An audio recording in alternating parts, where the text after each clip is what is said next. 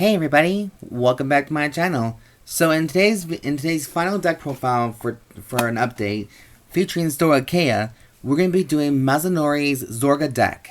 Honestly, I'm not really a big fan of Masanori, not only because he's a perverted monk, but he's also a snotty little bitch, but that's just me though. But it also seems like he has a very fetish and a big turn on for Toya, apparently, or partnership or something like that, but that's just me.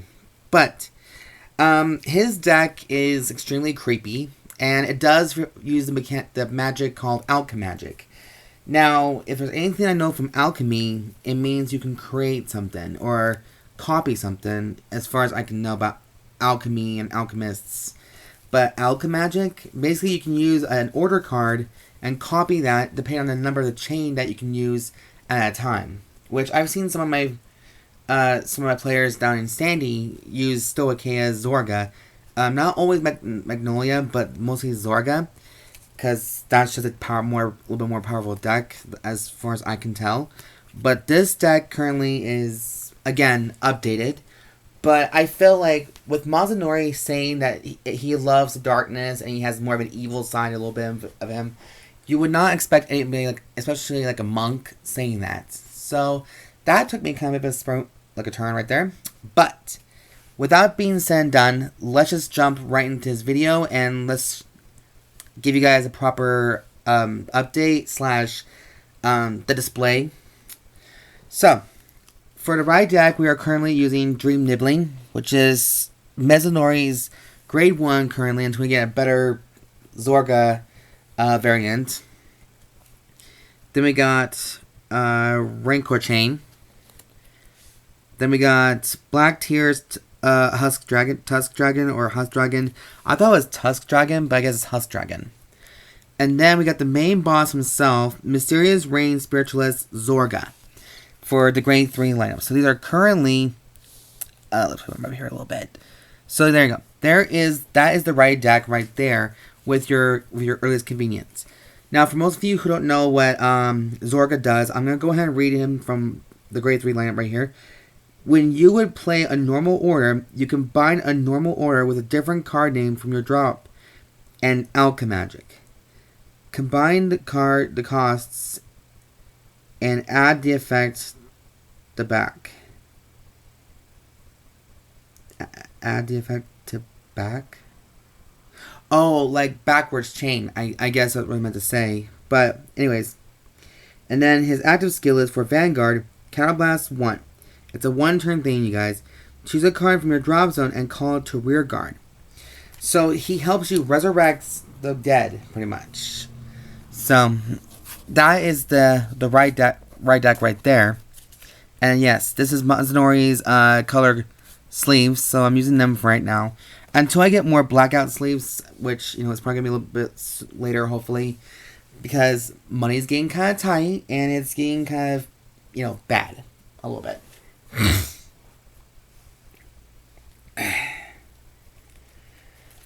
What the fuck is that? Oh, crazy blonde bitch. Sorry. I'm watching a Karen video because I like to see Karens. It's gone crazy. For grade 0s, we play 4, I'm starting to convert all my decks to this certain trigger lineup. I know some of you may not like that because you believe that there is a way to draws, fronts, criticals, and who the fuck is texting me while I'm trying to preach the word of Jesus here? I don't know. Some asshole. But I feel like it's a lot easier for me to just understand the deck better and try something different, see what's good, what's not good. And plus, if anything, you guys, I can always just go back to my older videos and try to find a common ground with some decks. There you go. So now I got 4 heals, which is Elegy Pixy. Still trying to get the holo versions by the way, but again, a little difficult. Or is she? Yep, so she should be able to get a holo. And then we got the main critical trigger for Zorga is Abyss Temptation. So Abyss Temptation can be borrowed in with any Stoicheia as much. So, and then we also borrowed Silver Hornbeast Jackalope for the critical.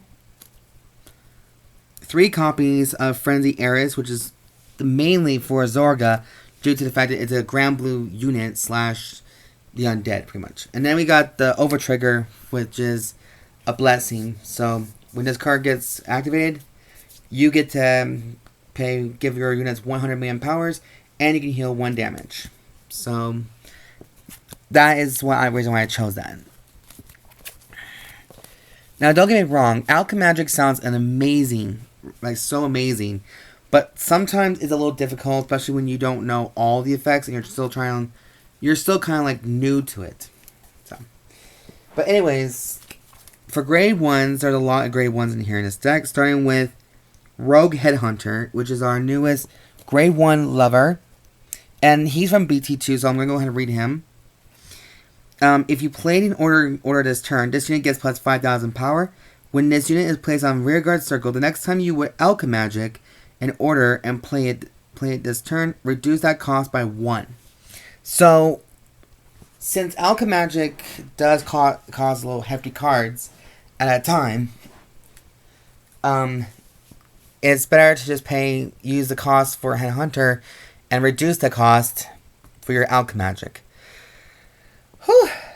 And I cannot wait to try out Alchemagic, if you ask me. I'm kind of looking forward to it. So next, we're playing 3 copies of Sleeve Tugging Belle. I heard she's actually one of the newer cards to use for Zorga now. And her skill is, since they're all from BT2, I'm going to currently just read the effects. When this unit is placed on rearguard, you may put all your cards from your bind zone into your drop.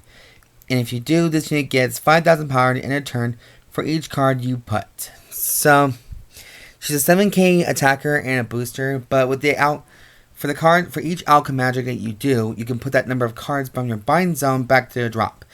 And then she gets plus 5k power for each of those cards. So if you're lucky if you have 3, that's additional 15,000 power to Belle, giving her a 22k beat stick or a booster. So, there you go.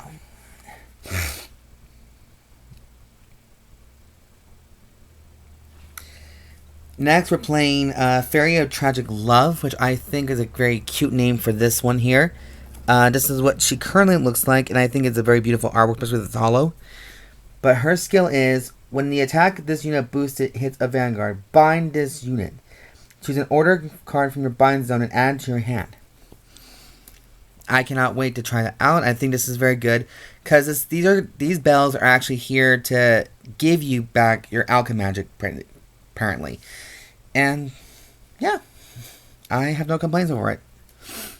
Next, I'm playing, of course, 4 complete guards, which, you actually need the essential. And now, on to Alchemagic's materials. We have 2 order cards, Overcoming the Unnatural Death, which is the creepy one here. Now, I'm going to read this one that's from set 2. Actually, most of these cards are from set 2. You got pay this card with 1. Bind this card, choose up to 2 order cards from your drop zone, and put them into your hand. So this will help you recycle your Alchemagic as well. So yeah, that is my current build for grade 1. And yes, I'm in the process of trying to find better ones than that. I believe I'm going to have to go with full purple, because that's just the color of Masanori. Or black. Maybe black's better. I don't know. Grade 2s. We're playing 3 copies of Fleet Swallower, aka the Undead Megalodon of the Sea. Now, what this card does, when this unit attacks, if you did Alchemagic in order this turn, Soul Blast 1 card.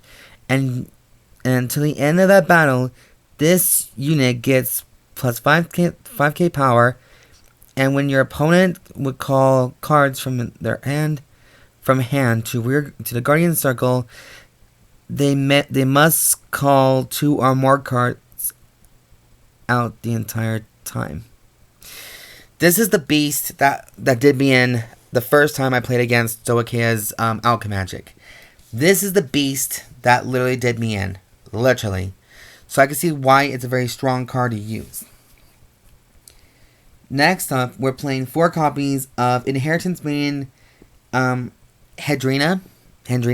So, 4 of her. I feel like maybe I could drop her down to 3, probably. But when this unit is placed on rear guard, you may discard 3 cards from the top of your deck.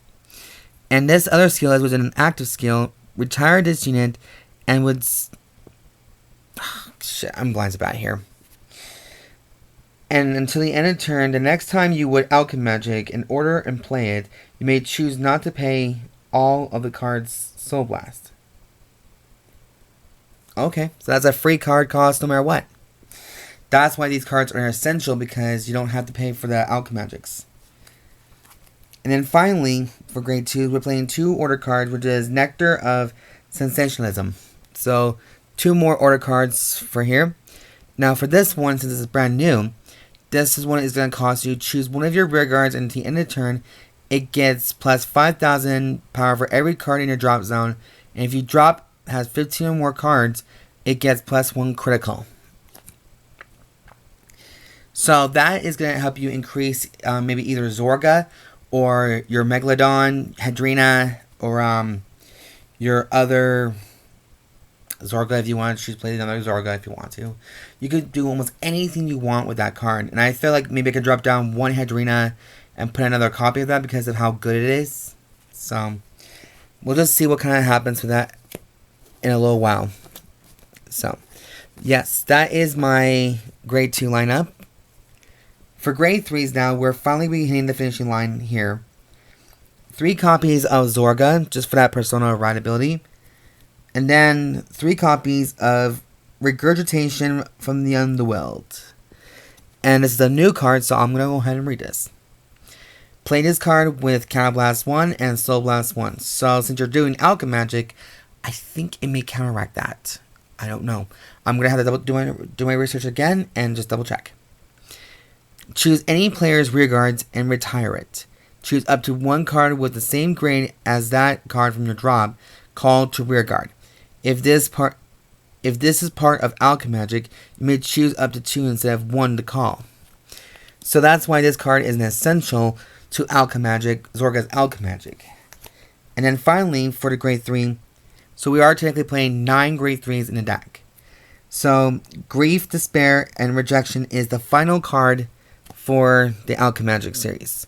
Now, I believe you're all very familiar with this card, so I'm not going to say much of it. So, with that being said and done, you guys, that is the conclusion update deck profile of Stoicheia's Magnolia/Zorgas. I hope you guys did enjoy the videos very much. So, I've been your lovable host, Siren Frost.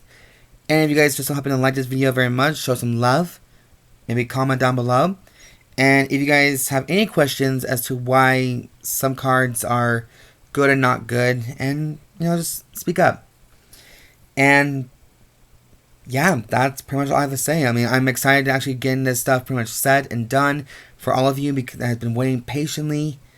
And if you guys don't know much now, I am currently in the process of making videos for Digimon's deck profile. But for right now, I feel like I need to get every single Yu-Gi-Oh! And Vanguard up to date just until the new stuff comes out, and then I'll post more videos for you guys. I'm still loving the deck profile idea, and I love the vlog episodes very much. I'm also in the process of trying to get somebody a shout out to on my channel for their deck profile for Yu-Gi-Oh! So we're just gonna see what happens, how it's gonna turn out. But I hope you guys enjoyed the video very much. So, and I'll see you guys next week for the next deck profile. I'm gonna be guessing. I can't decide whether I should do Keter Sanctuary first or Dark State next. So leave a comment down below and let me know what you guys decide on that. So, as always, you guys, I'm Siren Frost. Peace out.